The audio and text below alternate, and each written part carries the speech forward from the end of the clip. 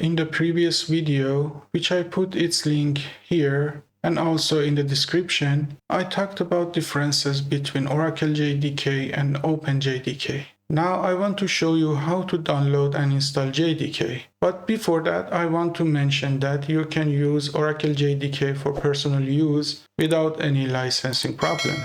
Before installing OpenJDK, I want to show you some alternative options that you have. First, Oracle OpenJDK, officially released by Oracle.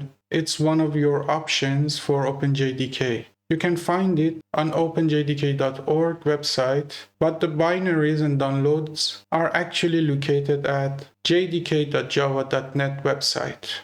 Your other option is to download Eclipse Temurin builds of OpenJDK from its website at adoptium.net. You can also download the Amazon Corrado build of OpenJDK from its website at aws.amazon.com/Corrado. It has only the latest version and LTS versions. Microsoft is also releasing its build of OpenJDK that you can find on microsoft.com/OpenJDK website. But Microsoft OpenJDK is actually Adoptium Temurin OpenJDK, and it only offers LTS versions, just like Amazon Corrado. And if you want to download Oracle JDK, which is free but not open source, you can do it by visiting its website at oracle.com/Java. For this video, I want to download Eclipse Temurin OpenJDK 23 as the latest version of Java when recording this video.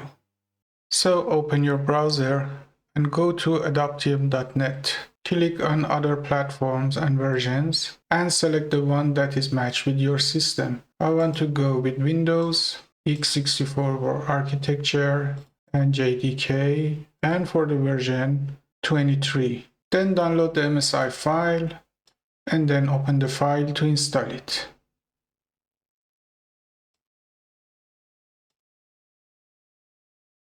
Here select Set or Override Java Home Variable and select the Will be installed on local hard drive option and then Next.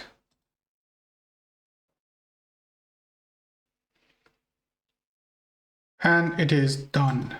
After installation, you need to validate the JDK installation. So open your command prompt or terminal and type in the command javac -- version.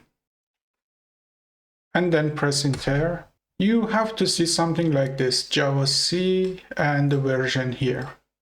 If you have any problem installing JDK, just ask in the comments. I will help you to fix the problem. Now everything is ready to start our first Java application. So don't miss my next video in this playlist. Thanks for watching, like the video, hit the subscribe button, and see you in the next video.